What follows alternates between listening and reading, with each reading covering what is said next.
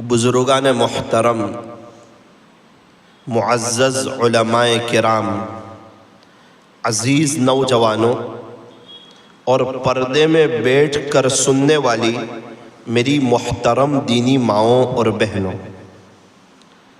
میں اور آپ بہت خوش نصیب ہے کہ اللہ تعالی ہمیں دوبارہ رمضان کا مہینہ عطا فرما رہے ہیں۔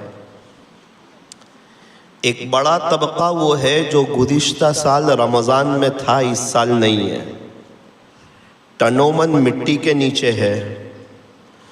انہوں نے کبھی نہیں سوچا تھا کہ ہماری زندگی کا آخری رمضان ہوگا۔ وہ یہی سوچ رہے تھے کہ ابھی تو بہت لمبی زندگی ہے اور بہت سال جینا ہے اور زندگی کے کئی رمضان ملنے ہیں۔ اسی وجہ سے غفلتوں میں رمضان گزر گئے اور آج قبروں میں سوئے ہوئے ہیں اور پچھتا رہے ہوں گے، افسوس کر رہے ہوں گے کہ کاش اگر رمضان اللہ کے عاشقوں جیسا گزارا ہوتا تو آج قبر میں مزہ آ جاتی۔ میرے عزیزوں، بوٹاڈ والوں، میرے اور آپ کے پاس بہت مبارک مہینہ آ رہا ہے، بڑی عظمتوں والا مہینہ آ رہا ہے، بڑی قدردانی والا مہینہ آ رہا ہے۔ رمضان کے بارے میں فرمایا کہ یہ مہینہ تو شہر الصبر ہے اور صبر کا بدلہ جنت ہے۔ رمضان کا مہینہ صبر کا مہینہ، رمضان کا مہینہ غمخواری کا مہینہ، رمضان کا مہینہ اللہ سے لینے کا مہینہ، رمضان کا مہینہ اللہ کو منانے کا مہینہ، رمضان کا مہینہ اپنے دل کی تار اللہ سے جوڑنے کا مہینہ۔ یوں فرمایا رمضان میں بہت بڑا سیل لگنے والا ہے، نفل کا ثواب فرض کے برابر اور فرض کا ثواب 70 فرضوں کے برابر۔ رمضان کا مہینہ شروع ہوگا، اللہ تعالیٰ جنت کے دروازے کھول دیں گے اور جہنم کے دروازوں کو بند کر دیں گے۔ رمضان کے مہینے میں اللہ تعالیٰ بہت خوش ہوتے ہیں۔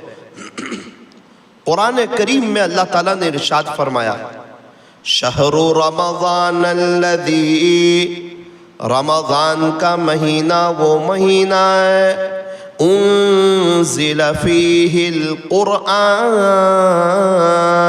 کہ اس میں قرآن شریف کو اتارا گیا، ہدی للناس، قرآن کریم یہ لوگوں کے لیے ہدایت ہے، وبینات من الہدی والفرقان، حق اور باطل کو الگ الگ کرنے والی کتاب ہے۔ اللہ کا قرآن کہتا ہے فمن شہد منکم الشہر فلیصم، تم میں سے جو شخص رمضان کا مہینہ پاوے اسے چاہیے کہ وہ رمضان کے روزے رکھے۔ فمن شہید منکم الشہر فلیصم، تم میں سے جو بھی شخص رمضان کا مہینہ پاوے اسے چاہیے کہ وہ رمضان کے روزے رکھے۔ ومن کان مریضا، ہاں اگر کوئی بیمار ہو، معتبر اور معقول ڈاکٹر نے، مسلمان ڈاکٹر نے، سنجیدہ ڈاکٹر نے اسے یوں کہا ہو کہ روزہ رکھنے سے آپ کی بیماری بڑھ جائے گی، روزہ رکھنے سے آپ کی تکلیف بڑھ جائے گی، اگر ایسی بیماری ہو تو روزہ چھوڑنے کی اور طبیعت اچھی ہونے پر اس کو دوبارہ قضا کرنا ہوگا۔ ومن کان مریضا او علی سفر، کوئی سفر شرعی پر ہو، اگر وہ روزہ نہ رکھنا چاہے اس کو بھی اجازت ہے، لیکن اس کو چاہیے کہ جب وہ سفر شرعی سے واپس آ جائیں تو فوراً روزہ رکھنے کی کوشش کرے۔ ورنہ اس کے علاوہ یوں فرمایا تم میں سے جو شخص رمضان کا مہینہ پاوے اسے چاہیے کہ وہ رمضان کے روزے رکھے۔ ہم لوگ اللہ سے دعا کریں کہ اللہ ہم آپ کے عاشقوں جیسا رمضان گزارنا چاہتے ہیں۔ یاد رکھنا ایک بات، دعا بہت بڑی طاقت ہے اور دعا بہت بڑا پاور ہے۔ میرے ایک دوست ہے، وہ دعا کرتے تھے، اللہ میں بار بار حج عمرہ کرنا چاہتا ہوں، حج عمرہ کرنا چاہتا ہوں، حج عمرہ کرنا چاہتا ہوں۔ انتظام نہیں، پیسے نہیں، سال میں ایک سفر ہوتا تھا حج عمرے کا۔ ابھی میں دیکھ رہا ہوں پچھلے 3 سال میں 30 سفر ہو گئے، پچھلے 3 سال میں۔ دعاؤں کا رنگ نہیں ہوتا، لیکن جب یہ رنگ لاتی ہے نا تو زندگی رنگوں سے بھر جاتی ہے۔ کہاں ایک سفر اور کہاں 10 سفر، اللہ تعالیٰ نے کیسے راستے کھول دیے۔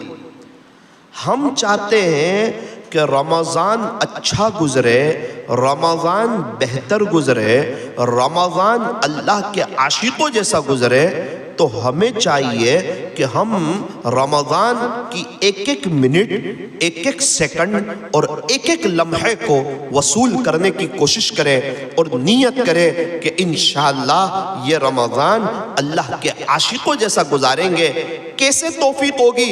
یوں فرمایا ہر رمضان کو زندگی کا آخری رمضان سمجھ لو، انشاءاللہ رمضان اللہ کے عاشقوں جیسا گزارنے کی توفیق اور سعادت نصیب ہوگی۔ اللہ تبارک و تعالی ہمیں عافیت سے رمضان تک بھی پہنچائے اور رمضان اللہ کے عاشقوں جیسا گزارنے کی توفیق اور سعادت نصیب فرمائے۔ میرے عزیزوں، کچھ باتیں سمجھنے کی ضرورت ہے۔ اللہ کی محبت کے بغیر زندگی بے مزہ ہے۔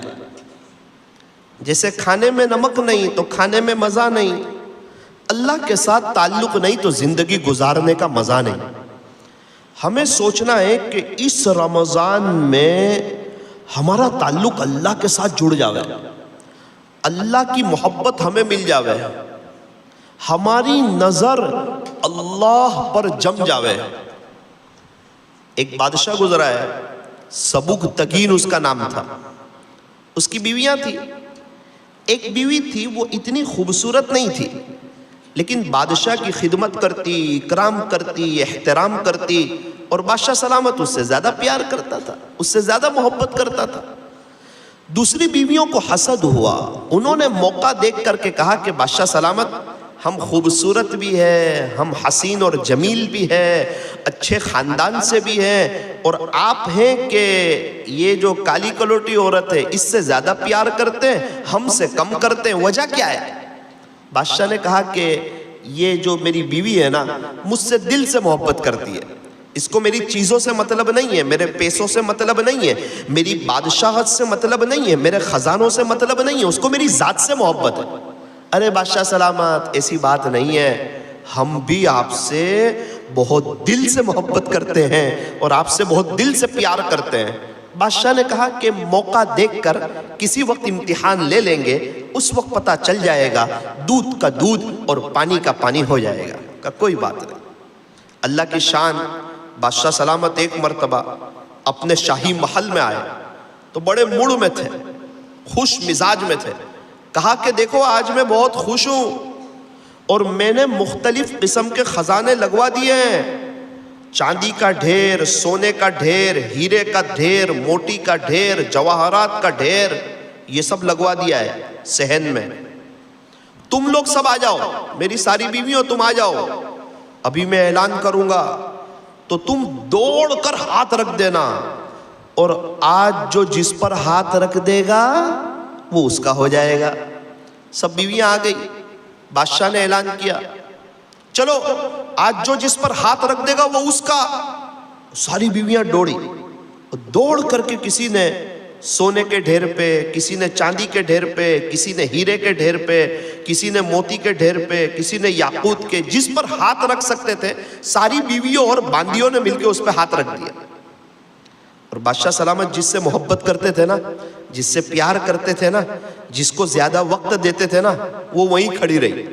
سب نے کہا کہ بادشاہ سلامت، ہم نے آپ کو کہا تھا نا یہ پگلی ہے، یہ پاگل ہے، یہ کم سمجھ ہے، یہ کم عقل ہے، اس کو سمجھ نہیں ہے۔ آپ کا اعلان سنا اور اس نے اس پر عمل نہیں کیا، دیکھو ہمیں تو یہ ملا، یہ ملا، یہ ملا، اور اس کو کچھ نہیں ملا، چونکہ اس نے کسی بھی چیز پر ہاتھ نہیں رکھا۔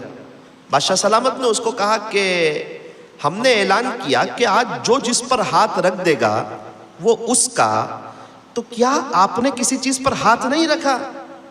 تو وہ چلتی چلتی آہستہ سے آئی اور اس نے بادشاہ کے کندھے پر ہاتھ رکھ دیا اور مسکرا کر کے یوں کہا کہ بادشاہ سلامت میرے ہو گئے تو ساری حکومت میری ہو گئی، بادشاہ میرے ہو گئے تو سارے خزانے میرے ہو گئے، بادشاہ میرے ہو گئے تو ساری رعایا میری ہو گئی، بادشاہ میرے ہو گئے تو سارے گھوڑے میرے ہو گئے، بادشاہ میرے ہو گئے تو بادشاہ کے سارے ہیرے میرے ہو گئے، بادشاہ کی جہاں جہاں حکومت ہے وہ سب میری ہو گئی، کیونکہ میں نے تو ہاتھ ہی بادشاہ پر رکھ دیا۔ تو بادشاہ سلامت نے دوسری بیویوں کو کہا، اپنی باندیوں سے کہا، سبکتگین بادشاہ نے، کہ دیکھو میں آپ کو کہتا تھا نا یہ بڑی عقل مند ہے، یہ بڑی ہوشیار ہے، یہ بڑی سمجھدار ہے، یہ بڑی چالاک ہے۔ آپ لوگوں کی نظر چیزوں پر تھی، پیسوں پر تھی، سونے چاندی پر تھی، ہیرے موتی جواہرات پر تھی، اور یہ اللہ کی بندی ایسی ہے کہ اس کی نظر میرے اوپر تھی، اسی لیے میں اس سے زیادہ محبت کرتا ہوں۔ اللہ والوں نے لکھا ہے کہ جس طرح اس عورت کی نظر بادشاہ پر تھی تو بادشاہ کی ساری چیزیں اس کی ہو گئی۔ اے انسان، تو بھی اپنی نظر اپنے اللہ پر جما دے، اللہ کے عشق کو تھام لے، اللہ کا ہو جا، اللہ پر ہاتھ رکھ دے۔ یوں فرمایا کہ دنیا کی ساری چیزیں اللہ تیرے لیے مسخر کر دیں گے۔ عشق کی دیوانگی طے کر گئی سارے مقام، عشق کی دیوانگی طے کر گئی سارے مقام، عقل جس منزل پر تھی اسی منزل پر ہے۔ میرے عزیزو، جس طرح اس بیوی کی نظر بادشاہ پر تھی، اسی طرح اللہ والوں کی نظر ہوتی ہے اللہ پر، وہ اللہ کے ہو جاتے ہیں تو اللہ ان کے ہو جاتے ہیں۔ اس لیے ہمیں یہ رمضان ایسا گزارنا ہے کہ ہماری نظر اللہ پر جم جاوے اور ہم اللہ سے لینے والے ہو جاوے۔ آج دنیا میں اللہ تعالیٰ سے بنگلے مانگنے والے بہت ہیں، کاروبار مانگنے والے بہت ہیں، بہاریں مانگنے والے بہت ہیں، دنیا کی چیزیں مانگنے والے بہت ہیں، اللہ سے اللہ کی محبت کو مانگنے والے بہت کم لوگ ہیں۔ اللہ سے اللہ کو مانگنا، اللہ سے اللہ کا عشق مانگنا، اللہ سے اللہ کا تعلق مانگنا، اور اللہ سے اللہ کی محبت کو مانگنا۔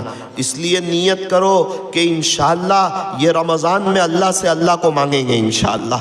یہ سب سے پہلا سبق ہے رمضان کا، سحری کی دعاؤں میں، افطاری کی دعاؤں میں، فرض نماز کے بعد، پیارے اللہ میں آپ سے آپ کو چاہتا ہوں، میں آپ سے آپ کی محبت چاہتا ہوں، میں آپ سے آپ کا عشق چاہتا ہوں۔ یاد رکھنا جو اللہ کا ہو جاتا ہے نا، اللہ اس کا ہو جاتا ہے۔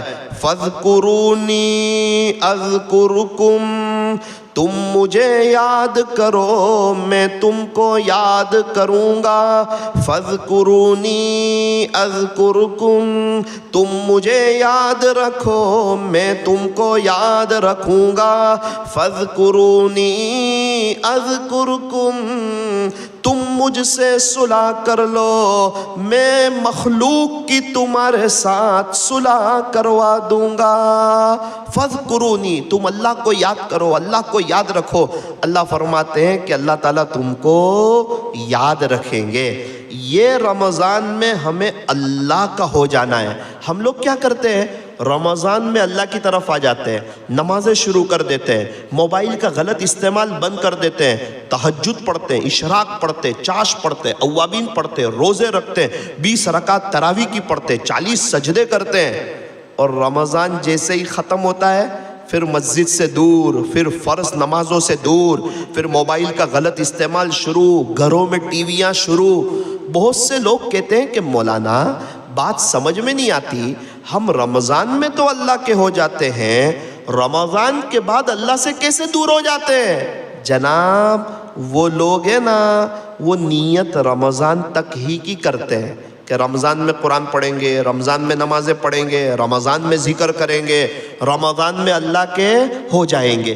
تو جیسی نیت ویسے فیصلے، اللہ ان کو رمضان میں توفیق دے دیتا ہے، اور جیسے ہی رمضان کا چاند، عید کا چاند دکھ گیا، ان کی نیت ختم ہو گئی، نیت ختم ہو گئی، اللہ کی مدد ہٹ گئی۔ اور وہی لوگ کہتے ہیں مولانا رمضان میں کتنا سکون لگتا تھا، کتنا اطمینان لگتا تھا۔ او بھائی سکون تو لگے گا نا جب سب نماز پڑھ رہے ہیں، تہجد پڑھ رہے ہیں، ذکر کر رہے ہیں، روزے رکھ رہے ہیں، اور ماشاءاللہ وقت میں بھی کتنی برکت ہو جاتی ہے۔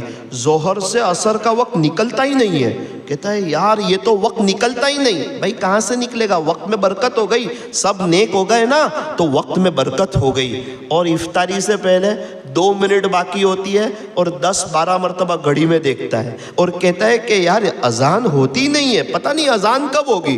ویسے تو 2 دن نکل جاتے ہیں اور ابھی تو 2 منٹ بھی نہیں نکل رہی۔ ارے کیسے نکلے گی؟ یہ وقت میں برکت ہو گئی۔ جب انسان اللہ کا ہو جاتا ہے نا تو اس کی ہر چیز میں برکت ہو جاتی ہے، اس کے پیسوں میں، اس کے کپڑوں میں، اس کی چیزوں میں، اس کے گھر میں، یہاں تک کہ اس کی چائے پتی میں، اس کے گھر میں آنے والے دودھ میں، اس کے گھر میں آنے والی شکر میں۔ جب انسان اللہ کا ہو جاتا ہے تو اس کی ہر چیز میں برکت ہو جاتی ہے۔ بہت سے لوگ اللہ کے راستے میں جاتے ہیں تو کہتے ہیں مولانا چلے میں گئے تھے، پہلا دن ہی نہیں نکل رہا تھا، دوسرا دن بھی نہیں نکل رہا تھا، تیسرا دن بھی یوں لگتا تھا تیسرا دن کب نکلے گا۔ ایسا کیوں ہوتا ہے؟ گھروں پہ تو 4-4 مہینے نکل جاتے ہیں۔ او میرے عزیز، اللہ کے راستے میں جانے کے بعد انسان نیک ہو جاتا ہے، انسان نمازی ہو جاتا ہے، انسان اللہ سے مانگنے والا ہو جاتا ہے، اللہ کے گھر میں سونے والا ہو جاتا ہے، تو پھر اللہ تعالیٰ اس کے وقت میں برکت دے دیتے ہیں۔ آپ یقین مانو اللہ والوں کے پورے سال میں برکت ہوتی ہے، کیونکہ وہ اللہ کی طرف آ جاتے ہیں، گناہوں سے بچ جاتے ہیں۔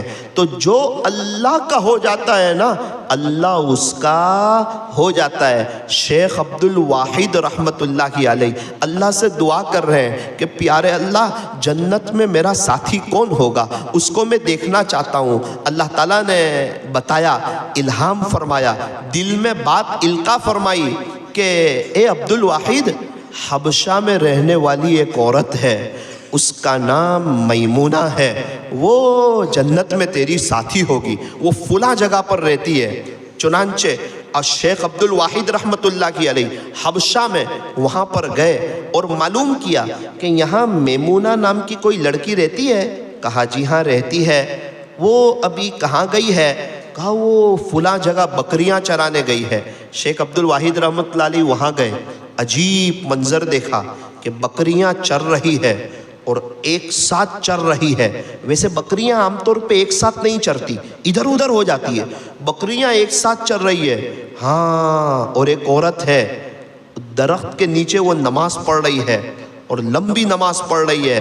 آپ فوراً سمجھ گئے کہ یہ میمونہ ہے، لیکن بات سمجھ نہیں آئی کہ یہ تو نماز پڑھ رہی ہے اور بکریوں کو تو جب کوئی چرائے نا اور بہت کوشش کرے نا، پھر بھی بکریاں آگے پیچھے ہو جاتی ہے، ایک ساتھ نہیں چرتی۔ یہ کیا بات ہے؟ یہ کیا راز ہے کہ میمونہ تو نماز پڑھ رہی ہے اور بکریاں ایک ساتھ چر رہی ہے؟ بکریاں جب کسی سے ڈرتی ہے نا تب ایک ساتھ چرتی ہے، جب بکریاں سہم جاتی ہے، خوف کھاتی ہے نا تب ایک ساتھ چرتی ہے۔ تو یہ تو کوئی چرواہا بھی نہیں ہے، میمونہ تو نماز پڑھ رہی ہے اور بکریاں ایک ساتھ چر رہی ہے، بات سمجھ میں نہیں آتی۔ شیخ عبد الواحد کہتے ہیں میں نے کنارے کی طرف نظر کیا تو عجیب منظر دیکھا کہ بھیڑیے بیٹھے ہوئے، بھیڑیے۔ اللہ اکبر۔ فرماتے ہیں کہ میں سمجھ گیا کہ یہ بکریاں بھیڑیوں کے ڈر کی وجہ سے ایک ساتھ چر رہی ہے، ادھر ادھر جاتی نہیں ہے۔ تو مجھے بڑا تعجب ہوا کہ بھیڑیے تو بکریوں کو کھا جاوے، عجیب منظر ہے، بھیڑیے بکریوں کو کھاتے نہیں، بکریاں بھیڑیوں کے ڈر کی وجہ سے ایک ساتھ چر رہی ہے، اور میمونہ ہے کہ نماز پڑھ رہی ہے۔ جب میمونہ نے سلام پھیرا، شیخ عبد الواحد نے سلام کیا، میمونہ نے کہا عبد الواحد تم یہاں کہاں آ گئے؟ ملاقات کی وعدہ گاہ تو جنت ہے، ملاقات تو جنت میں ہوگی، تم یہاں کہاں سے آ گئے؟ اللہ اکبر کبیرہ، شیخ عبد الواحد تعجب میں رہ گئے کہ یار اس کو بھی پتا ہے کہ اللہ تعالیٰ جنت میں ہم لوگ دونوں کو ساتھ میں رکھنے والے ہیں۔ شیخ عبد الواحد نے کہا کہ میری تمنا تھی، اللہ نے مجھے یہاں پہنچا دیا، میں جا رہا ہوں، لیکن میں ایک بات سمجھنا چاہتا ہوں۔ کہا کیا بات ہے؟ کہا کہ آپ تو نماز پڑھ رہی ہے اور بکریاں ایک ساتھ چر رہی ہے اور بھیڑیے واچ مین اور دربان بنے ہوئے ہیں، یہ بات مجھے سمجھ میں نہیں آئی۔ میمونہ نے کہا عبد الواحد یہ بات تو بہت آسان ہے، جب سے میں نے میرے اللہ سے صلح کر لی ہے نا، یہ بھیڑیوں نے میری بکریوں سے صلح کر لی، جب سے میں نے اللہ سے صلح کر لی ہے بھیڑیوں نے میری بکریوں سے صلح کر لی ہے۔ او میرے عزیزو بوٹاڑ والو، یہ رمضان کا مہینہ اللہ سے صلح کرنے کا مہینہ ہے۔ اگر ہم اللہ سے صلح کر لیں گے نا تو اللہ ہمارے اور مخلوق کے درمیان صلح کر دے گا۔ فَاذْكُرُونِي أَذْكُرْكُمْ کا ایک مطلب یہ بھی لکھا ہے کہ تم اللہ سے صلح کر لو، اللہ تمہارے اور مخلوق کے درمیان صلح کر دے گا۔ نیت کرو انشاءاللہ یہ رمضان میں اللہ سے صلح کر لیں گے انشاءاللہ، گناہوں سے جان چھوڑا لیں گے۔ بہت سے لوگ ہیں گناہ چھوڑتے ہیں صرف رمضان تک، کچھ لوگ تو رمضان کی ناقدری کرتے ہیں، نامحرم سے تعلق ہوتا ہے، اس کو یوں کہتے ہیں کہ ابھی رمضان ہے نا تو ہم بات نہیں کریں گے، رمضان کے بعد بات کریں گے، تو یہ بھی بہت بڑا جرم ہے۔ اس کا مطلب وہ گناہوں پہ جری ہے کہ اللہ ہم کو مکمل گناہ نہیں چھوڑنا، ابھی رمضان میں آپ کے ہو جاتے ہیں، رمضان جانے دو پھر ہم اپنا رنگ بتائیں گے۔ تو یہ اللہ تعالیٰ کو ناراض کرنے والی چیز ہے اور یہ رمضان کی ناقدری ہے۔ سحری میں ایسے لگ جانا کہ دعا کرنا ہی بھول جائیں، تہجد پڑھنا ہی بھول جائیں، یہ بھی رمضان کی ناقدری ہے۔ افطاری میں ایسے لگ جانا کہ مغرب میں رکعتیں جانے لگے، یہ بھی رمضان کی ناقدری ہے۔ اور وقت نہیں نکل رہا ہو تو انسٹا کو اور شارٹ کو اور نیوز کو اور نویل کو لے کے بیٹھ جانا، یہ بھی رمضان کی ناقدری ہے۔ اللہ تعالیٰ رمضان کی ناقدریوں سے ہماری حفاظت فرمائے۔ کتنے لوگ ہیں تراویح کے لیے مسجد میں آتے ہیں لیکن پیچھے بیٹھے رہتے ہیں، اور جیسے ہی امام رکوع میں جاتا ہے تو وہ بھی رکوع میں چلے جاتے ہیں، یہ بھی رمضان کی ناقدری ہے۔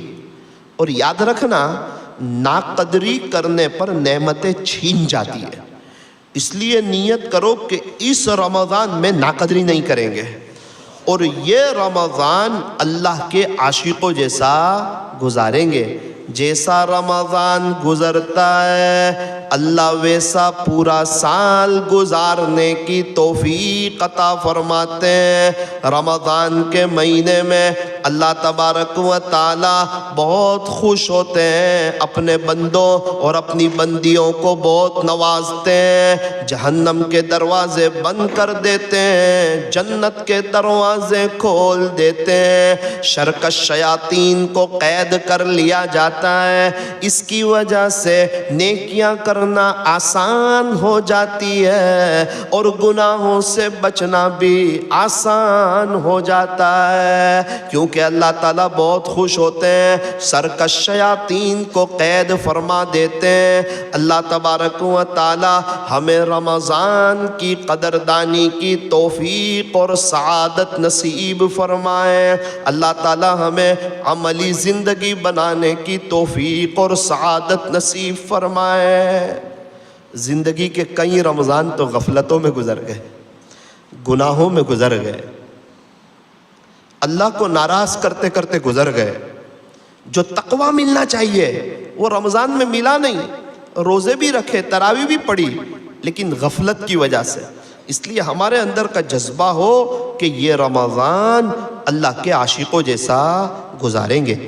بہلول دانا رحمت اللہ علیہ بہت بڑے اللہ کے ولی گزرے ہیں، وہ فرماتے ہیں کہ ایک مرتبہ میں گلی کوچے سے گزر رہا تھا، میں نے دیکھا کچھ بچے جو ہیں وہ آپس میں کھیل رہے ہیں اور ایک بچہ غمگین ہے۔ بہلول دانا فرماتے ہیں کہ مجھے بہت تعجب ہوا کہ جب بچے کھیل رہے ہوتے ہیں نا تو سب بچے ایک دوسرے کے ساتھ کھیلنے لگتے ہیں۔ پتہ نہیں یہ کیسا بچہ ہے، کھیلتا بھی نہیں ہے اور غمگین ہے۔ بہلول دانا نے ان کو سلام کیا، سلام کر کے کہا کہ بیٹا سب بچے کھیل رہے ہیں، آپ نہیں کھیلتے؟ تو اس نے کہا کہ چچا جان آپ نے قرآن میں نہیں پڑھا افحسبتم انما خلقناکم عبثا، کیا تم یہ گمان کرتے ہو کہ ہم نے تم کو ایسے ہی بیکار پیدا کر دیا؟ تم ایک دکان بغیر مقصد کے نہیں چلاتے، ایک کاروبار بغیر مقصد کے نہیں چلاتے، ایک سفر بغیر مقصد کے نہیں کرتے، ایک فروٹ بغیر مقصد کے نہیں لیتے، ایک گوشت بغیر مقصد کے نہیں لیتے، تو کیا تمہارا یہ گمان ہے کہ ہم نے تم کو ایسے ہی بیکار پیدا کر دیا؟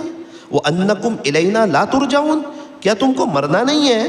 کیا قبر کی پہلی رات نہیں آنے والی ہے؟ کیا تم کو لوٹ کے اللہ کی طرف نہیں آنا ہے؟ جب تم کو اللہ تعالیٰ نے اپنی عبادت کے لیے پیدا کیا، اپنی یاد کے لیے پیدا کیا، آخرت کی تیاری کے لیے پیدا کیا، اور تم کو یہ بھی پتا ہے کہ مرنا ہے، تم سے پہلے کئی لوگ مر کے اللہ کے پاس چلے گئے ہیں اور تم کو مر کے اللہ کے پاس جانا ہے، تو پھر یہ غفلت کیسی؟ افحسبتم انما خلقناکم عبثا، کیا تم یہ گمان کرتے ہو کہ ہم نے تم کو ایسے ہی بیکار پیدا کر دیا؟ بہلول دانا فرماتے ہیں مجھے چھوٹے بچے کی یہ بات سن کر بہت تعجب ہوا کہ اتنا چھوٹا بچہ، کھیلنے کی عمر ہے، اور میں کہتا ہوں کہ تو کھیلتا نہیں ہے اور یہ سامنے سے اللہ کا قرآن پڑھ کے سناتا ہے۔ تو بہلول دانا نے کہا کہ بیٹا بہت اچھی بات ہے، آپ کی سوچ بہت اچھی ہے، لیکن بیٹا ابھی آپ چھوٹے ہو نا، ابھی تو آپ معصوم ہو نا، ابھی تو آپ بے گناہ ہو نا، کھیلنے میں تو کوئی حرج نہیں ہے۔ وہ بچے نے کہا چچا جان میرا امی جب کھانا بنانے والی ہوتی ہے نا، آگ جلاتی ہے نا، تو پہلے چھوٹی چھوٹی لکڑیوں سے آگ جلاتی ہے، اور جب آگ بھڑک جاتی ہے نا پھر میری ماں بڑی بڑی لکڑیاں ڈالتی ہے۔ تو چچا جان مجھے ڈر لگتی ہے کہیں ایسا نہ ہو کہ آگ بھڑکانے کے لیے اللہ پہلے ہم چھوٹوں کو استعمال نہ کر لیں۔ بہلول دانا فرماتے ہیں اس بچے کی بات نے میرے دل کو ہلا دیا کہ ہے تو چھوٹا لیکن کیا آخرت کی فکر ہے، آخرت کی سوچ ہے، اللہ سے ملاقات کی سوچ ہے۔ اور وہ بچے بڑے ہو کر کے پھر بنے امام زین العابدین رحمت اللہ، امام زین العابدین رحمت اللہ، حضرت حسین رضی اللہ عنہ کے بیٹے۔ اللہ اکبر، جیسے ماں باپ ویسی اولاد۔ اور یہ امام زین العابدین رحمت اللہ علیہ روتے بہت تھے، کثیر البکا تھے، بہت روتے تھے۔ ان کے خادم نے کہا کہ حضرت سب اللہ والے روتے ہیں، آپ نے تو کوئی لمٹ ہی پار کر دی ہے، جب دیکھوں آپ رو رہے ہوتے ہیں۔ اللہ والے بھی بہت روتے ہیں، ٹھیک ہے رونا چاہیے، آپ تو بہت زیادہ روتے ہیں۔ تو کیا کہا پتہ ہے امام زین العابدین رحمت اللہ علیہ نے؟ کہا کہ بیٹا یوسف علیہ السلام کو کنویں میں ڈال دیا تھا نا، تو ان کے ابو یعقوب علیہ السلام اتنا روئے اتنا روئے اتنا روئے کہ نابینا ہو گئے۔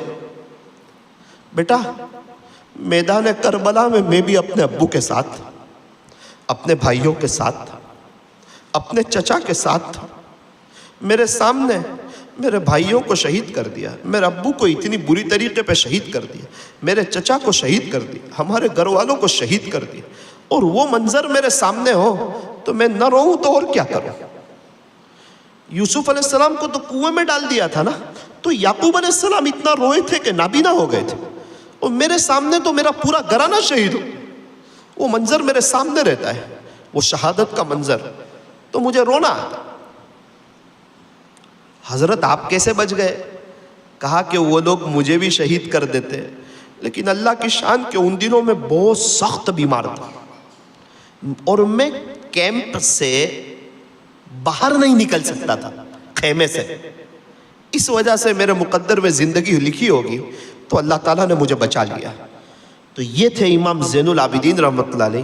یہ بہت زیادہ روتے تھے اور عجیب ان کا اللہ تعالیٰ کے ساتھ تعلق تھا. ان کا انتقال ہو گیا نا، غسل دینے والے ہم غسل دیں گے، ہم غسل دیں گے، تو نامزد لوگوں کو طے کیا گیا کہ یہ غسل دیں گے. یہ بڑے اللہ والے تھے. غسل دینے کی باری آئی. غسل دینے والوں نے عجیب بات دیکھی. ان کو غسل دے رہے ہیں نا تو کندھے پہ کچھ نشان بنا ہوا ہے بلیک کلر کا. پوچھا کہ بھائی یہ نشان کس چیز کا ہے؟ تو کہا یہ تو ہم کو نہیں معلوم. گھر والوں کو پوچھا کہ ان کے کندھے پر نشان کس چیز کا ہے؟ تو کہا یہ تو ہم کو نہیں معلوم. 5 دن ہو گئے، 6 دن ہو گئے، 7 دن ہو گئے، 8 دن ہوئے نا تو رونے کی آواز آئی. بیواؤں کے گھر سے، مسکینوں کے گھر سے، مجبوروں کے گھر سے، لاچاروں کے گھر سے رات کو، ہائے وہ کہاں چلا گیا جو راتوں کو ہمارے گھروں میں پانی بھر دیا کرتا تھا، ہمارے مشکیزوں میں پانی بھر کر دیا کرتا تھا.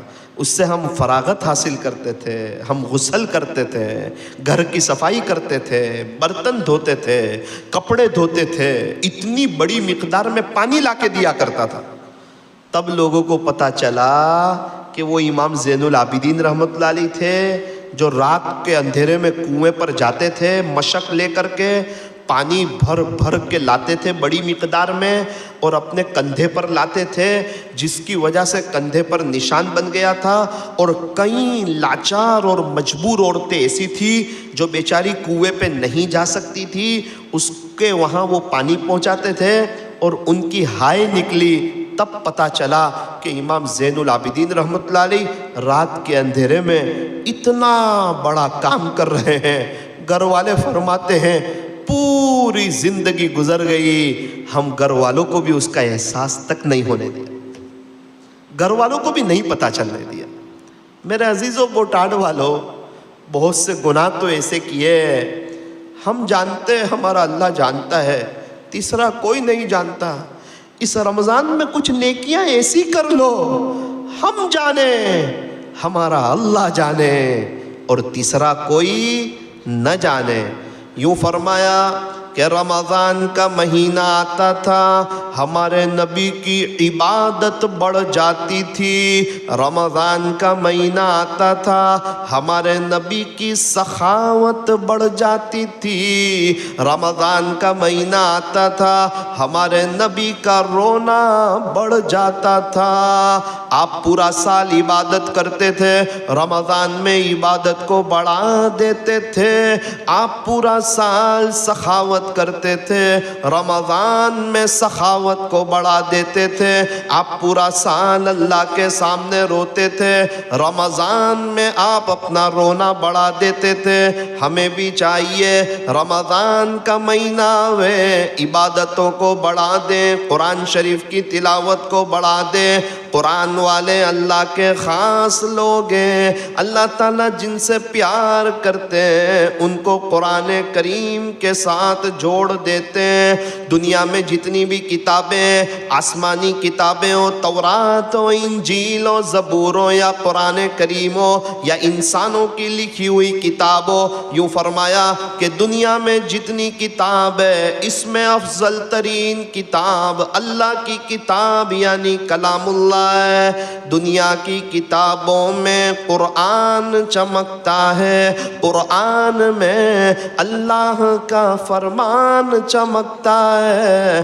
بنا لے جو عادت تلاوت قرآن کی، اللہ کی نظروں میں وہ انسان چمکتا ہے. فرمایا رمضان کا مہینہ آوے، ہماری عبادت بڑھ جاوے، ہماری قرآن شریف کی تلاوت بڑھ جاوے.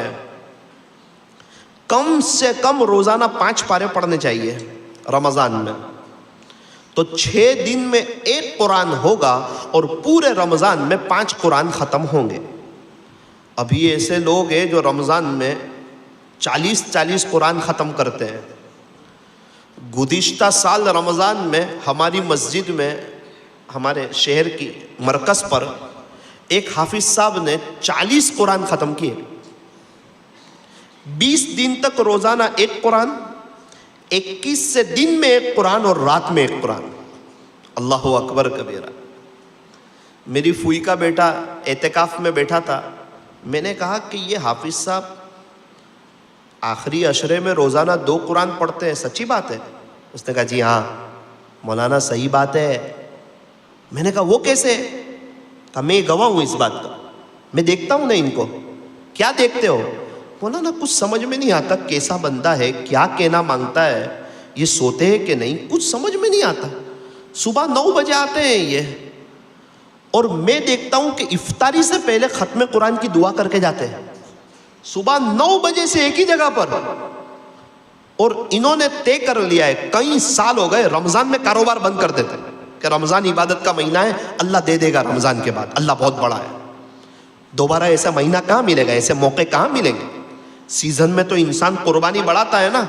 تو مولانا کئی سال ہو گئے یہ حافظ صاحب رمضان میں کاروبار نہیں کرتے. کہتے رمضان کا مہینہ قرآن کا مہینہ ہے. 9 بجے آتے ہیں، صرف ظہر کی نماز وغیرہ پڑھتے ہیں اسی جگہ پہ، عصر کی نماز پڑھتے اسی جگہ پہ. میں معتکف سے باہر نکل کے بار بار ان کو دیکھتا ہوں کہ یہ عجیب اللہ کا بندہ ہے، نہ ہلتا ہے نہ کچھ کرتا ہے، قرآن قرآن قرآن قرآن قرآن. 21ویں روزے کو تو میں دیکھ کے ہل گیا. میں نے کہا کہ بھائی عجیب بندہ ہے، ختم قرآن ہو گیا. مولانا تراویح بھی یہی مسجد میں پڑھی مرکز پہ. میں نے بولا پھر تراویح ختم ہوئی 10:05 کو، 11:15 بجے نا تو حافظ صاحب پھر آ گئے اسی جگہ پہ، اور آ کے پھر پڑھنا شروع کیا. 12 بجے، 12:30 بجے، 1 بجا، 1:30 بجا، 2 بجا، 2:30 بجے، 3 بجے، 3:30 بجے، 4 بجے، 4:15 بجے کے قریب ان کا ختم قرآن ہوا. رو رو کے اللہ سے دعا کرنے لگے، پھر چلے گئے. مولانا ان کو دیکھ کے ہمارا دل بھر آیا.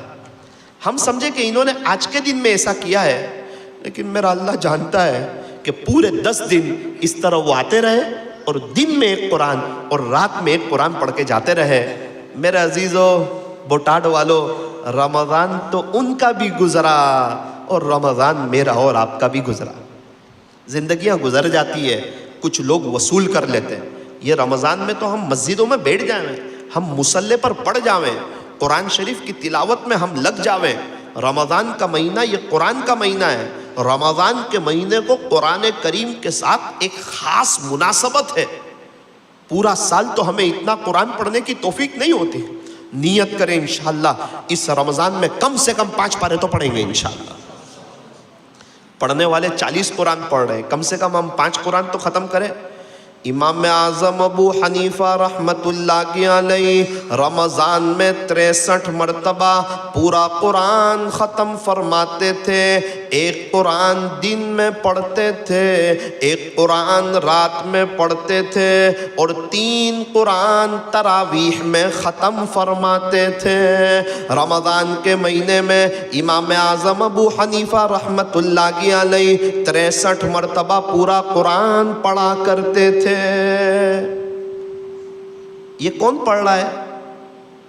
جن کی 40 سال تک عشاء کے وضو سے فجر کی نماز ہوئی. وہ پورا سال غفلت میں رہنے والا نہیں، جو پورا سال رات کو سوتا ہی نہیں ہے، پورا سال جو اللہ کی عبادت کر رہے ہیں وہ رمضان میں اتنا قرآن پڑھ رہے ہیں. ہمارا پورا سال بھی غفلت میں اور رمضان بھی غفلت میں. یہ افسوس کی بات.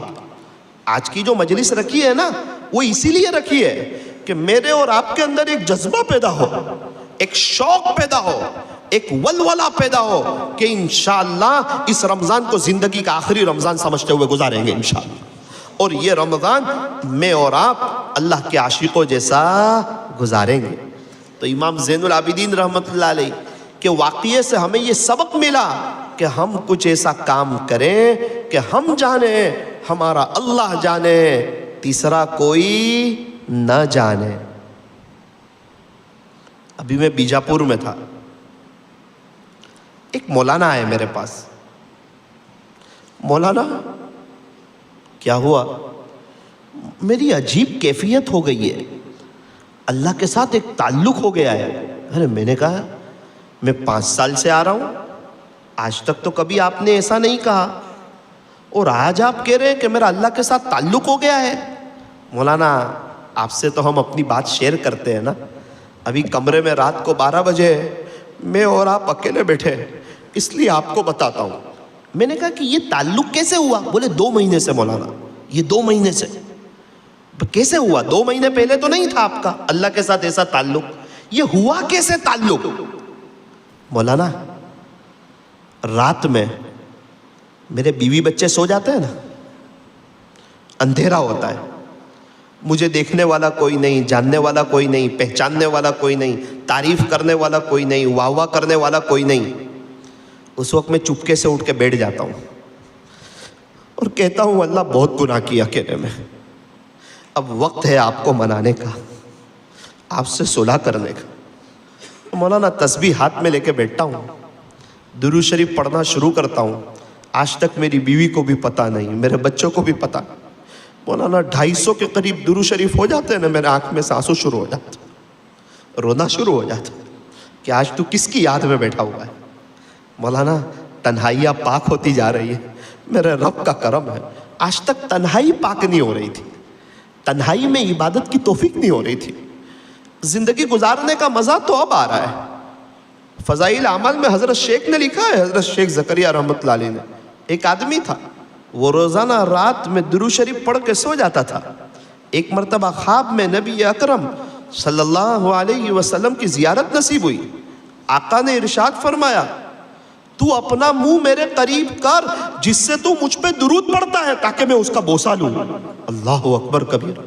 ہم ہمارے نبی سے پیار کرتے, محبت کرتے, عشق کرتے, ہمارے نبی کو خواب میں دیکھنا چاہتے ہیں. اور ایک آدمی ہے جو رات کی تنہائیوں میں درود پاک پڑھتا ہے. اللہ کے نبی اس سے پیار کر رہے ہیں, اس سے محبت فرما رہے ہیں اور اس کے ہونٹ پہ بوسہ لینا چاہ رہے ہیں. وہ ساتھی فرماتے ہیں کہ مجھے شرم آئی, کہاں پیارے نبی کے ہونٹ مبارک اور کہاں میرے گنہگار ہونٹ. مجھے شرم آئی تو میں نے اپنے گال کو قریب کر دیا, رخسار کو قریب کر دیا. پیارے نبی صلی اللہ علیہ وسلم نے میرے گال پر بوسہ لیا. وہ فرماتے ہیں کہ میں ایک دم اٹھ گیا, پورا گھر مشک کی خوشبو سے مہک رہا تھا اور 8 دن تک میرے گال سے مشک کی خوشبو آتی رہی.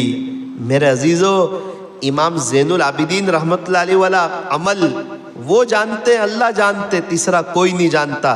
بیجاپور کے ایک مولانا کا آپ کو عمل بتایا, وہ جانتے, اللہ جانتے, تیسرا کوئی نہیں جانتا.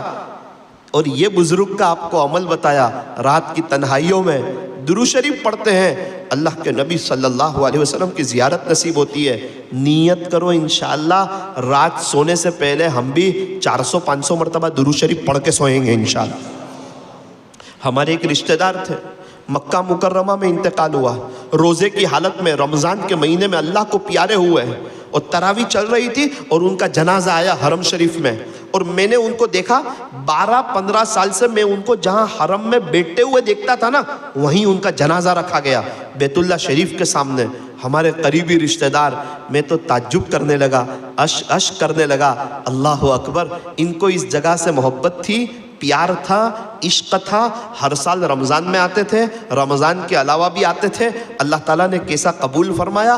اور کعبۃ اللہ کے سامنے ان کا جنازہ رکھا ہوا ہے, اور جس امام سے ان کو محبت تھی نا, اسی امام نے ان کی جنازے کی نماز پڑھائی. اور حضرت خدیجۃ الکبریٰ رضی اللہ عنہا کے پڑوس میں ان کو دفن کیا گیا. کہاں گجرات ہے, کہاں نوساری ہے, اور کہاں مبارک شہر ہے, مکہ مکرمہ ہے, جہاں اللہ کا گھر ہے, جہاں طواف کیا جاتا ہے, جہاں حج کیا جاتا ہے, کہاں وہ مبارک جگہ ہے. اور زندگی بھر بھی حرم شریف میں آتے رہے, اور عشق اور محبت ایسی کہ ان کا جنازہ بھی آیا اور کعبۃ اللہ کے سامنے پڑا رہا, اور پھر ان کی جنازے کی نماز پڑھائی گئی. 21 لاکھ کے قریب لوگوں نے ان کی جنازے کی نماز پڑھی, اور لوگوں نے آمین کہی, اور بڑی شان سے ان کا جنازہ چلا. ایسا لگ رہا تھا کوئی فرشتے لے کے چل رہے ہو. میں خود اس جنازے کے پیچھے دوڑ رہا تھا کہ کہیں جنازہ آگے نہ نکل جاوے. اور جب ان کو حضرت خدیجۃ الکبریٰ رضی اللہ عنہا کے قریب میں دفن کیا گیا نا, تو میرا دل بھر آیا. میں نے ان کے ابو کو مسکراتے ہوئے دیکھا. میں نے کہا کہ بیٹے کے انتقال پر تو باپ رویا کرتا ہے. مجھے کہا ثاقب دیکھ تو صحیح میرے بیٹے کا نصیب تو دیکھ, کیا مقام لے گیا یار. ارے ثاقب دیکھ تو صحیح اس کا جنازہ کہاں آیا. ثاقب دیکھ تو صحیح کون اس کی جنازے کی نماز پڑھا رہا ہے. یہ میرا بیٹا ہے, یہ میرا بیٹا ہے. اس کی ایسی تربیت کی تھی میں نے, اس کی نیت اچھی تھی. آج اس کے باپ کا دل فخر سے بلند ہو گیا. ایک دن مرنا تو سب کو ہے, کیسی موت لے کر کے گیا. میں اس کے باپ کو دیکھ رہا ہوں, ان کے جذبات کو دیکھ رہا ہوں. سورت کے ایک بزرگ نے کہا ان کے گھر والوں سے کہو کہ پورے نوساری میں مٹھائیاں تقسیم کریں کہ آج ہمارا بیٹا کہاں پر گیا ہے. میں نے کہا کہ یار ان کا ایسا تو کیا عمل تھا. آخرکار تو کپڑے کی تجارت کرتے تھے, تاجر تھے, سیدھے سادے آدمی لگتے تھے, اور اتنا اونچا مقام لے گئے, اتنا بلند مقام لے گئے. آخرکار ان کا عمل کیا تھا. ان کی اہلیہ نے بتایا رات کو آتے تھے نا تو 500 دانے کی ایک تسبیح تھی. دنیا میٹھی نیند سوتی تھی اور یہ تسبیح پڑھ رہے ہوتے تھے. جب تک 500 دانے کی تسبیح ختم نہیں ہوتی تھی سوتے نہیں تھے. میرے عزیزو, تنہائیاں پاک ہوگی نا موت اچھی آئے گی. تنہائی پاک ہوگی نا تو قبر اچھی بنے گی. تنہائی پاک ہوگی نا تو کلمہ ملے گا. جیسی تنہائی ویسی قبر. یا تو تنہائی میں انسٹا ہے, یا تو تنہائی میں شارٹ ہے, یا تو تنہائی میں یوٹیوب ہے, یا تو تنہائی میں کرکٹ کی ہائی لائٹ ہے, یہاں تو تنہائی میں نیوز ہے. پورا موبائل بھرا ہوا ہے. کہیں ایسا نہ ہو قبر جہنم کا گڑھا نہ پڑ جائے. جیسی تنہائی ویسی قبر. میرے عزیزو, جیسے انسان کا جہاں دل ہوتا ہے نا, تنہائی میں انسان اس طرف چلتا ہے. جب اللہ سے اور اللہ کے نبی صلی اللہ علیہ وسلم سے محبت ہوتی ہے نا تو تنہائی میں قرآن پڑھنے کو دل کرتا ہے, درود شریف پڑھنے کو دل کرتا ہے, اور درود شریف پڑھتے پڑھتے سونے کو دل کرتا ہے. ان کی اہلیہ نے بتایا 500 دانے کی تسبیح پڑھتے تھے. میرے دادا نے عجیب بات بتائی. کہا بیٹا یہ جن کا انتقال ہوا نا, ان کی ایک مشغولی ایسی تھی کہ یہ روزانہ رات کو 3:30 بجے آتے تھے گھر. روز رات کو 3:30 بجے. اور وہ جو چاچی نے بتایا نا کہ وہ 500 دانے کی تسبیح پڑھتے وہ رات کو 3:30 بجے. میرے دادا نے ایک آہ بھری. میرے دادا بھی وہیں تھے. مجھے کہا ثاقب تو جانتا ہے ان کو, یہ کون ہے, یہ کس کا انتقال ہوا ہے مکہ میں. میں نے کہا نہیں دادا. بیٹا ان کو جو مسجد لگتی تھی نا وہی مسجد مجھے لگتی تھی. 3:30 بجے سونے والا صبح کی نماز میں نظر نہیں آتا. 15 سال سے ایک مسجد میں نماز پڑھ رہے ہیں, ایک دن بھی اس کی فجر کی نماز نہیں چھوٹی.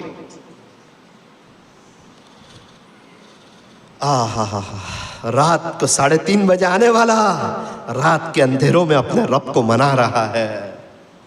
اور کیا ہم ہائے دنیا کرتے کرتے چلے جائیں گے, دنیا بولتے بولتے چلے جائیں گے, دنیا بکتے بکتے کم چلے جائیں گے, 2 کی 5 اور 5 کی 10 اور 15 پراپرٹی کرتے کرتے چلے جائیں گے.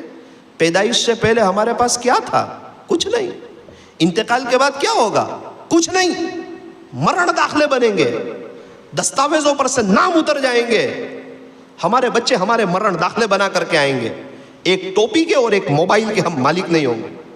خالی ہاتھ آئے تھے, خالی ہاتھ چلے جائیں.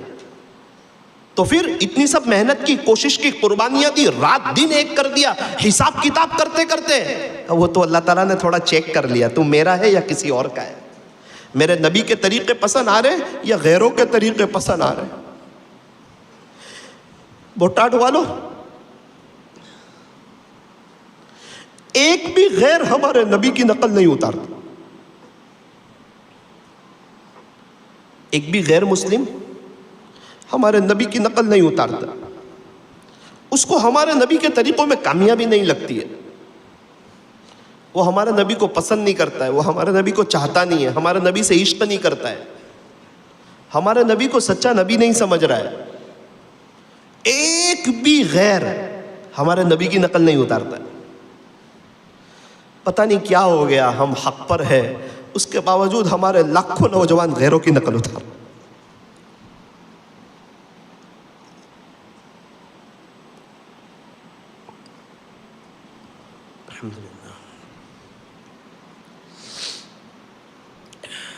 یہ رمضان کا مہینہ زندگی چینج کرنے کا مہینہ ہے. سال تو ہر سال بدلے گا. اے انسان یہ تو بتا کہ تو کس سال بدلے گا. نیت کریں انشاءاللہ اپنے گھر میں 500 دانے کی 2 تسبیح بسائیں گے انشاءاللہ. ایک 500 دانے کی تسبیح ہم بھی درود شریف پڑھ کے سوئیں گے 500 مرتبہ صلی اللہ علیہ وسلم, اور ہماری بیوی بھی درود شریف پڑھتی پڑھتی سوئے. پھر دیکھنا گھر میں کیسی بہاریں آتی ہے, کیسا اللہ کے سامنے رونا آتا ہے, فجر کی نماز کی کیسے توفیق ہوتی ہیں, اللہ تعالیٰ کتنا خوش ہوتے ہیں. اللہ تبارک و تعالیٰ ہمیں صحیح سمجھ عطا فرمائے. خطبے میں نے ایک حدیث شریف پڑھی تھی, اس کو سمجھنے کی ضرورت ہے. اللہ کرے کہ رمضان سے پہلے اللہ وہ سمجھا بھی دے اور اس پر عمل بھی کرا دے. اگر وہ بات سمجھ میں آ گئی, وہ حدیث شریف میں کیا ہے, اللہ کے نبی صلی اللہ علیہ وسلم ارشاد فرماتے ہیں, جس کا خلاصہ یہ ہے کہ 4 چیزیں ایسی ہے جو تمام رسولوں کی سنت ہے. ایک تو ہوتا ہے نا کہ یہ اللہ کے نبی صلی اللہ علیہ وسلم کی سنت ہے, اور ایک تو یہ کہ وہ تمام رسولوں کی سنت ہے, صرف ہمارے نبی صلی اللہ علیہ وسلم کی نہیں, تمام رسولوں کی. وہ کون سی 4 چیزیں ہیں اس کو سمجھنا ہے. وقال علیہ الصلاۃ والسلام, پیارے نبی حضرت محمد الرسول اللہ صلی اللہ علیہ وسلم نے ارشاد فرمایا, 4 من سنن المرسلین, 4 چیزیں ایسی ہیں جو تمام رسولوں کی سنت ہے. نمبر 1 الحیاء, شرمیلا پن, شرمیلی زندگی, پاک دامنی والی زندگی, یہ تمام رسولوں کی سنت ہے. ہمارے نبی صلی اللہ علیہ وسلم ایک کنواری لڑکی سے بھی زیادہ شرمیلے تھے. کنواری لڑکی جس کے اندر بہت شرم ہوتی ہے نا, اس سے بھی زیادہ ہمارے نبی کے اندر شرمیلا پن تھا. جب شرمیلا پن ہوگا نا تو انسان کسی کو تکلیف نہیں پہنچائے گا. جب شرمیلا پن ہوگا نا تو انسان گناہ نہیں کرے گا. شرم انسان کو گناہوں سے بچاتی ہے. میرے سامنے کسی کے سامنے ان کا بیٹا ہے, 6 سال کی عمر ہے, ابو کا دل کر رہا ہے موبائل کا غلط استعمال کرے, لیکن 6 سال کا بچہ ساتھ میں ہوگا نا تو موبائل کا غلط استعمال نہیں کریں گے. کیوں؟ اس کی شرم نڑ گئی بچے کی. بچہ کیا کہے گا, میرا ابو ایسا دیکھتے موبائل میں.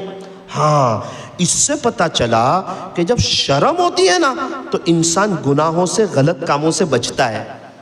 سب سے زیادہ شرم کے حقدار تو اللہ ہے کہ ہم اللہ سے شرم کریں.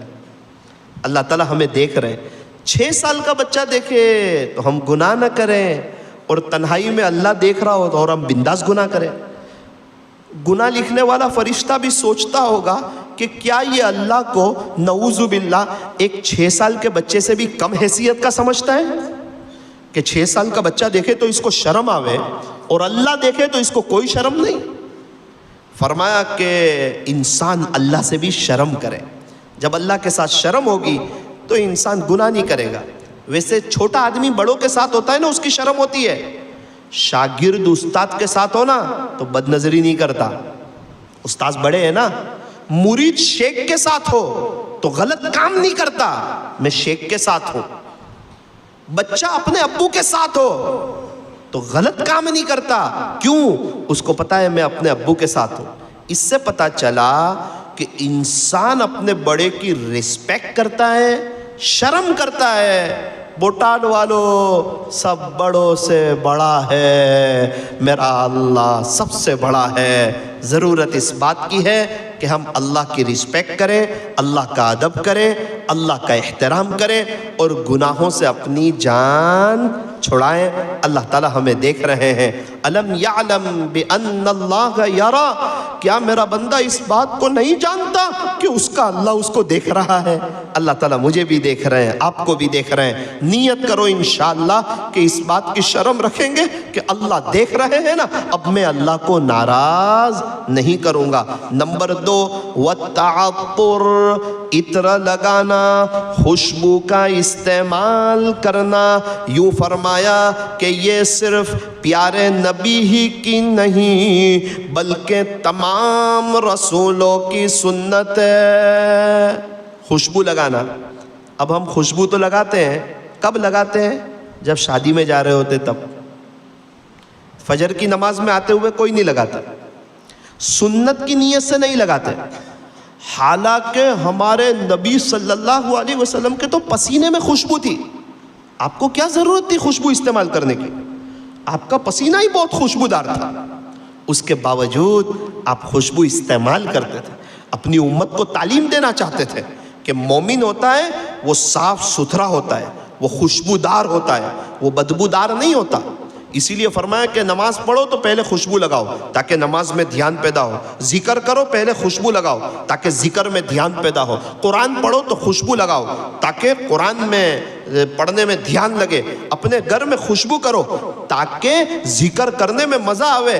ہم جب عربوں کے یہاں جاتے ہیں نا تو دل بڑا ہو جاتا ہے، ان کے گھروں میں بہت قیمتی دل لبھانے والی خوشبو آتی ہے، عود کی خوشبو، ذکر کرنے کو دل چاہتا ہے۔ اس لیے فرمایا کہ ہر مسلمان کے جیب میں خوشبو ہونی چاہیے، اور خوشبو وہ نہیں، ہمارے نبی حضرت محمد الرسول اللہ صلی اللہ علیہ وسلم بہت قیمتی عطر استعمال فرماتے تھے، قیمتی خوشبو استعمال فرماتے تھے۔ اللہ تعالیٰ نے اگر کسی کو نوازا ہو تو اس کو اچھے والی خوشبو استعمال کرنی چاہیے۔ ایک مسئلہ سمجھنے کی ضرورت ہے، عطر لگانا سنت ہے، ایسا عطر لگانا جس سے کسی کو تکلیف ہو یہ حرام ہے۔ حجر اسود کا بوسہ لینا سنت ہے اور وہاں لوگوں کو دھکے مارنا یہ حرام ہے۔ عطر تو لگانا ہے، ایسا عطر نہیں لگانا جس سے بازو والے کو تکلیف ہونے لگے، نمازیوں کو تکلیف ہونے لگے۔ بہت سے لوگ تو زبردستی ایسا عطر لگا دیتے ہیں، پوری نماز خراب ہو جاتی ہے۔ کہیں سفر میں ہوتے تو بہت ڈر لگتا ہے، کبھی کوئی بڑی عمر کے چچا آتے ہیں اور پتہ نہیں وہ پیلے نیلے رنگ کا خوشبو لاتے ہیں اور جلدی سے ایسے لگا دیتے ہیں اور کپڑوں پر بھی لگا دیتے ہیں، دھبا بھی پڑ جاتا ہے اور ایسی خوشبو کے بس وہ سمجھ میں نہیں آتا وہ خوشبو ہے یا بدبو ہے۔ تو یہ تو اللہ کو ناراض کرنے والی چیز ہے۔ ایذائے مسلم حرام ہے۔ بھائی حجر اسود کا بوسہ لینا سنت ہے، وہ کیسی سنت ہے؟ حجر اسود کا بوسہ لے تو پچھلے سب گناہ معاف، لیکن اگر وہاں کسی کو دھکا دے تو فرمایا کہ یہ حرام ہے۔ بالکل اسی طرح عطر لگانا یہ تو سنت ہے، لیکن ایسا عطر لگانا جس سے دوسروں کو تکلیف ہو، اڑوس پڑوس والوں کو تکلیف ہو، یہ حرام ہے۔ مولانا مجھے تو کڑک عطر جو ہے نا وہ بہت پسند ہے۔ ہاں جناب، رات میں 3:30 بجے آپ تہجد پڑھ رہے ہو نا، اس وقت کڑک عطر لگانا، آپ ہے اور آپ کا اللہ ہے، اس وقت کڑک عطر لگاؤ، اس وقت تیز عطر لگاؤ، آپ جانے اور آپ کا اللہ جانے۔ سب کے بیچ میں پبلک سٹی میں ایسا عطر نہیں لگانا چاہیے۔ مشک رجالی ہے جس کی خوشبو ٹھنڈی ہے وہ لگانا چاہیے، آئس برگ ہے جس کی خوشبو ٹھنڈی ہے جس سے کسی کو تکلیف نہیں ہوتی، ایسا عطر لگانا چاہیے۔ آئس بلو ہے جس کی خوشبو اے سی میں پھیلتی ہے، ایسا عطر لگانا چاہیے جس سے کسی کو تکلیف نہ ہو۔ آپ کو میں کیا بتاؤں، کتنے رشتے بدبو کی وجہ سے ٹوٹے، کتنے رشتے۔ ہم تو گھومتے ہیں نا باہر، بیوی کہتی ہے ہمارے شوہر کے منہ سے بدبو آتی، برش نہیں کرتے۔ مولانا کیا کریں، یہ کام پر سے آتے تو خوشبو کا استعمال نہیں کرتے، ہمارے لیے تیار ہو کر کے نہیں رہتے، ہم کو ان کے ساتھ نہیں رہنا۔ اس وقت پتا چلتا ہے کہ یار ہمارے نبی صلی اللہ علیہ وسلم کی حدیث شریف بہت قیمتی ہے کہ عطر کا استعمال کرو، خوشبو کا استعمال کرو۔ مومن تو خوشبودار ہوتا ہے۔ ہم تو کسی گلی سے گزرے نا تو پتا چلنا چاہیے کہ ایک مسلمان گزرا ہے اس گلی سے، نیت کرو انشاءاللہ قیمتی عطر استعمال کریں گے۔ یہ رمضان سے پہلے یہ چیزیں ہمیں سیکھنی ہے، ہم نے سنا ہے لیکن ہمیں زندگی میں لانا ہے۔ 3 چیزیں مومن کے جیب میں ہونی چاہیے۔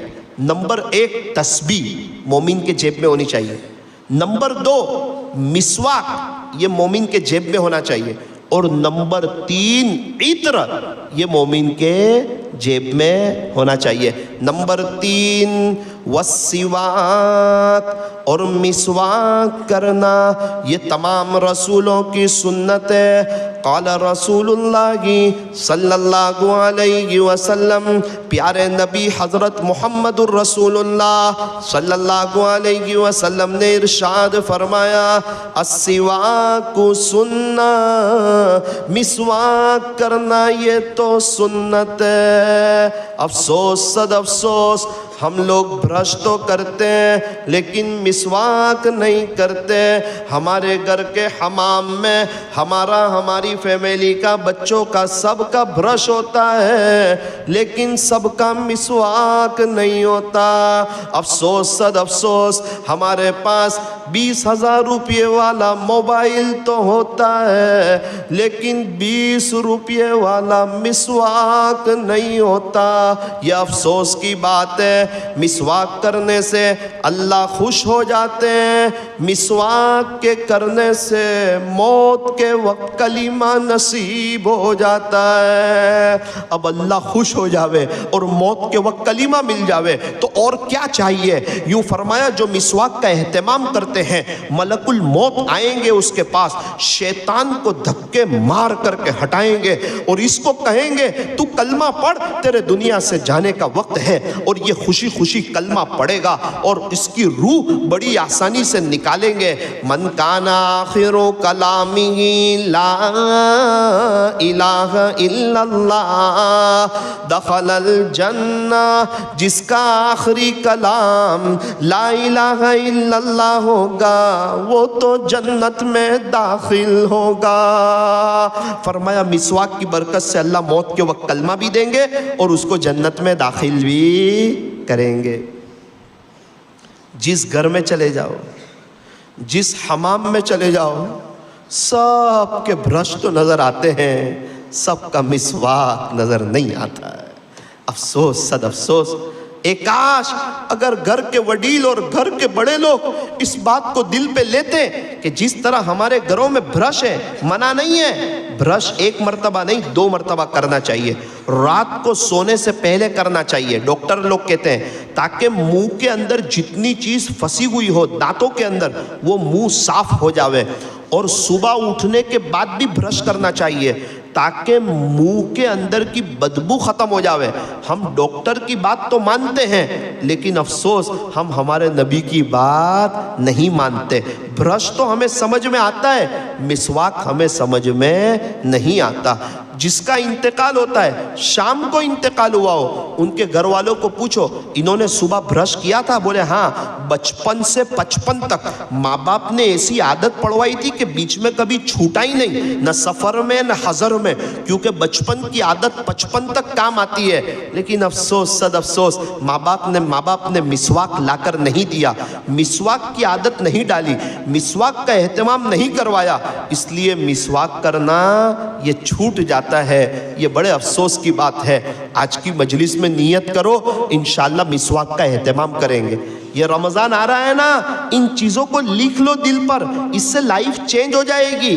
ایک نیکی دوسری نیکی کی دعوت دیتی ہے۔ رمضان اللہ کے عاشقوں جیسا گزر جائے گا، رمضان وصول ہو جائے گا، ہمارا آنا بیٹھنا جمع ہونا وصول ہو جائے گا۔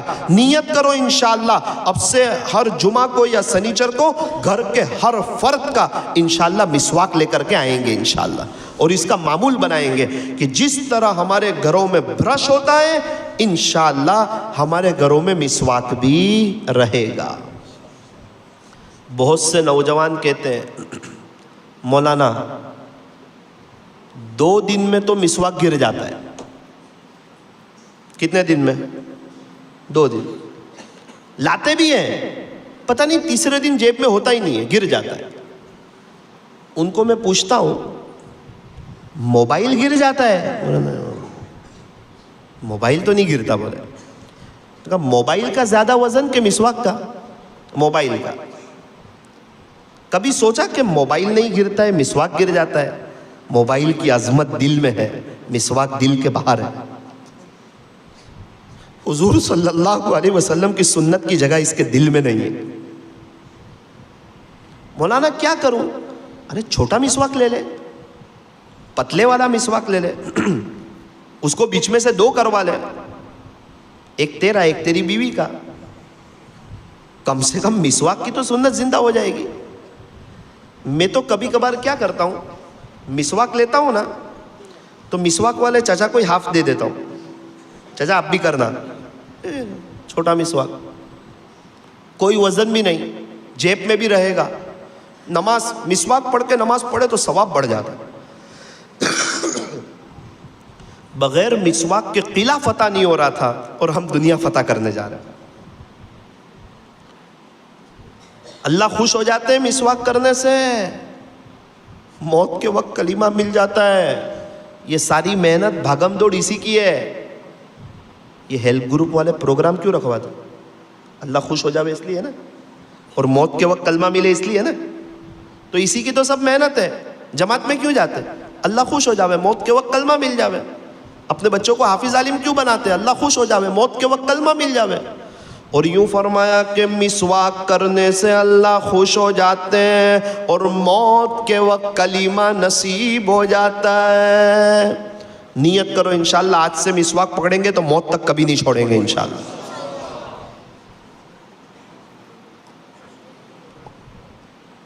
الحمدللہ. آخری بات, نوجوان حضرات توجہ دے. والنکاح, اور نکاح کرنا یہ تمام رسولوں کی سنت ہے. 6 نوجوان کھڑے تھے سورت میں نے ان کو نکاح کی فضیلت بیان کی. آدھا گھنٹہ ہوا تو مجھے کہا کہ مولانا آپ نے زخم پر نمک چھڑکا, ہم تو پہلے ہی تیار ہیں, آپ ہماری کہاں تشکیل کر رہے ہیں؟ ہمارے ماں باپ کو سمجھاؤ. اسی وقت اگر آپ نکاح پڑھا دے تو ہم تیار ہیں. جب میاں بیوی ہو راضی تو کیا کرے قاضی. ہم تو بہت اشارے بھی دیتے, ابو نہیں مانتے, امی نہیں مانتے, کہتے ہیں کہ تو چھوٹا ہے. پھر ان کو میں سمجھاتا ہوں امی ابو کا دل کس کے ہاتھ میں ہے؟ تو پھر اللہ کے ہاتھ میں. کہ نماز کے بعد دعا کر کے اللہ کو مناؤ نا, انشاءاللہ امی ابو مان جائیں گے. آہستہ سے مجھے کہا مولانا شکریہ, اگر ہمارے ابو کو کہہ دے تو آپ کا احسان یاد رکھیں گے. میں بھی شرمندہ ہو گیا کہ یار میری آدھا گھنٹے کی تقریر ان کو سمجھانا کہ جوانی ہے, گناہوں کا ماحول زیادہ ہے, گناہوں کا بازار گرم ہے, جلدی سے نکاح کر لو, جلدی سے شادی کر لو. جب مناسب رشتہ مل جائے لڑکے لڑکی کا تو جلدی سے نکاح کر دینا چاہیے.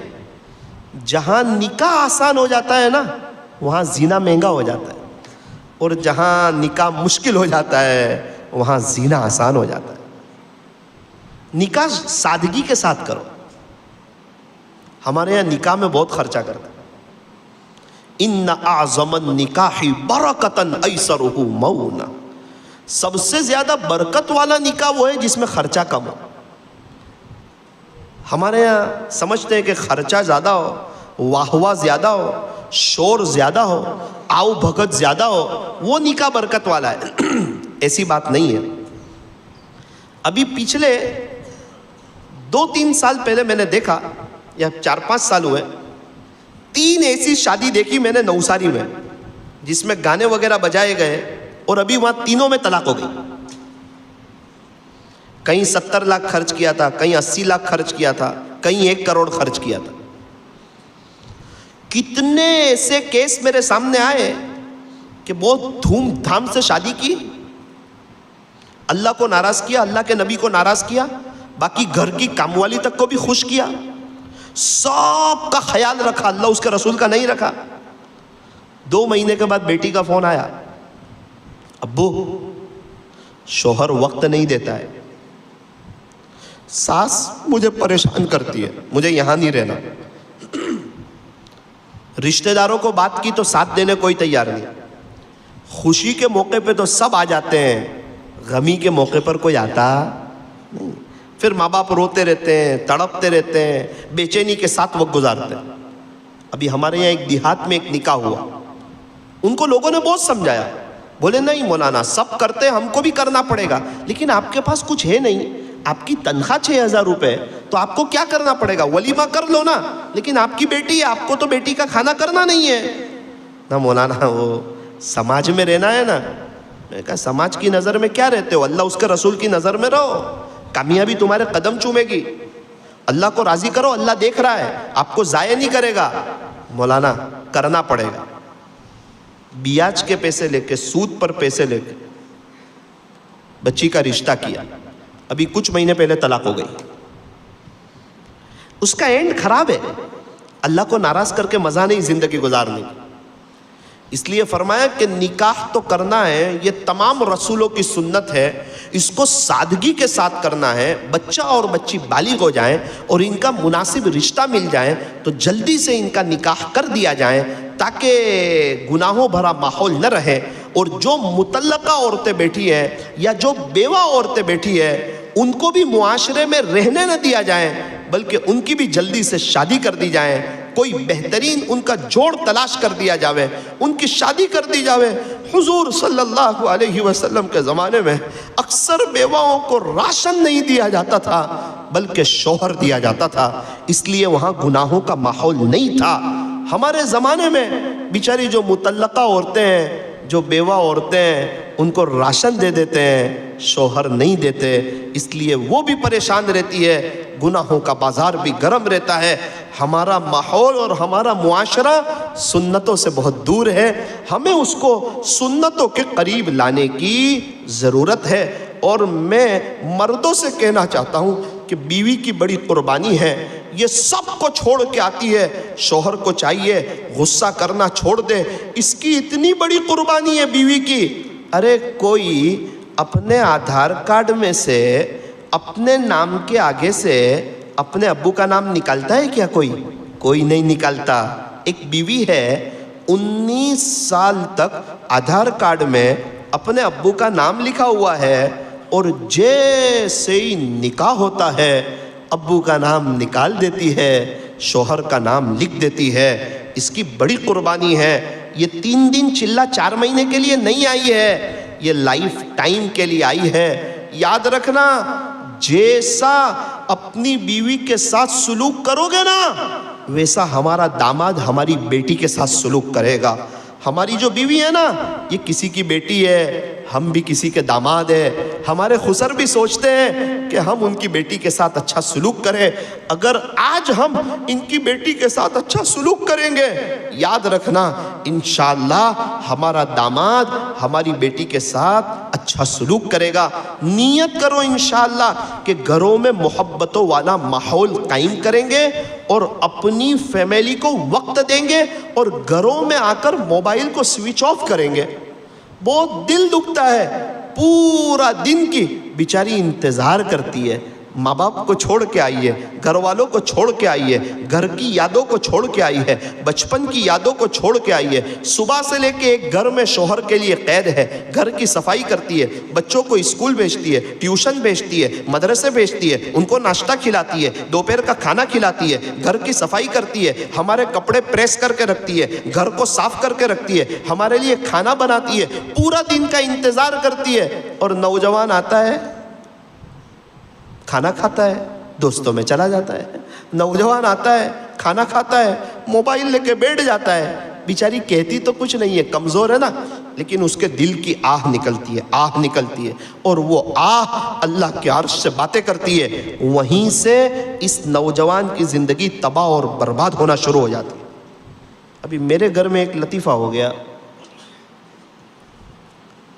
ایک آدمی کا فون آیا مجھے، مولانا یہ مسئلہ ہے، وہ مسئلہ ہے، کیا کروں؟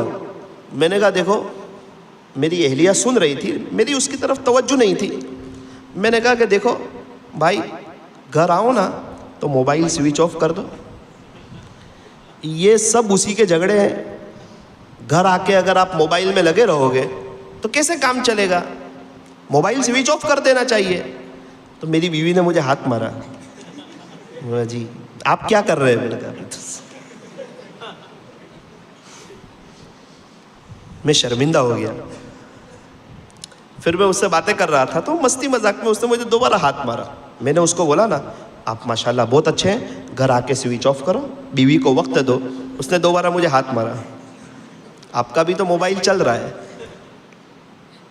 پھر فون رکھنے کے بعد اس کو میں نے کہا کہ ڈاکٹر فون